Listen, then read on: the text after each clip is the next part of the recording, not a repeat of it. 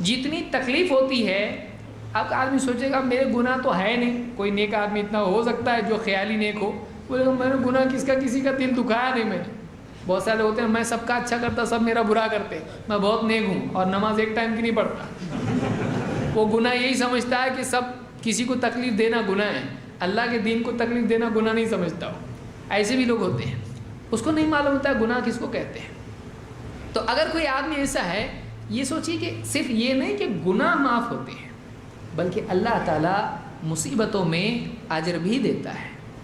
ایسا نہیں کسی کو دنیا میں اللہ نے تکلیف میں ڈالا، آدمی دوسروں کو دیکھے وہ بھی نماز پڑھتے میں بھی، لیکن وہ آدمی اتنا خوش ہے، اس کے پاس راحت ہے، میرے پاس مصیبت ہے تو میں مصیبت میں اور وہ خوشی میں ہے کہ ہم بھی عبادت کر رہے وہ بھی عبادت کر رہے، کیا فائدہ، مجھ کو کیوں مصیبت میں ڈالا ہے۔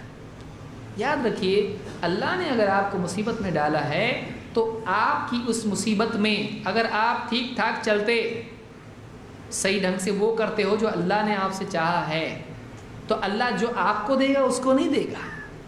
اس مصیبت میں جو سٹرگل آپ نے زندگی میں کی ہے، جو تکلیف بیماری آپ اٹھا رہے ہو، ایک آدمی صحت مند ہے نماز پڑھ رہا ہے، آپ بیمار ہو اور بیمار ہونے کے باوجود بھی آپ نماز پڑھ رہے ہو، صحت مند کو جو ثواب مل رہا ہے اور آپ کو مل رہا ہے، دونوں میں زمین آسمان کا فرق رہے گا۔ جو آدمی مصیبت میں ہے، بیمار ہے، اور وہ آدمی دین پر چل رہا ہے اور برداشت کر رہا ہے اپنی تکلیف کو، اس آدمی کو جو اجر ملے گا صحت مند کو نہیں ملے گا۔ اللہ کے نبی صلی اللہ علیہ وسلم فرماتے ہیں ان عظم الجزاء مع عظم البلاء، عظیم ترین جزا عظیم ترین بلا کے ساتھ ہوتی ہے۔ جتنی بڑی مصیبت ہوتی ہے اتنا بڑا اجر ہوتا ہے۔ وَإِنَّ اللَّهَ، دیکھیے اب کیا ہے، إِنَّ اللَّهَ إِذَا أَحَبَّ قَوْمًا ابْتَلَاهُمْ، اللہ تعالیٰ جب کسی سے محبت کرتا ہے تو اس کو مصیبت میں ڈال دیتا ہے۔ کسی کو مصیبت میں ڈالنا اللہ تعالیٰ کے اس سے محبت کرنے کی علامت ہوتی ہے۔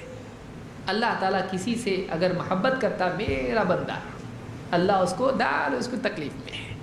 اللہ تعالیٰ جب کسی سے محبت کرتا ہے تو اس کو مصیبت میں ڈال دیتا ہے، ابتلاہم، اس کو آزمائش میں مبتلا کر دیتا ہے۔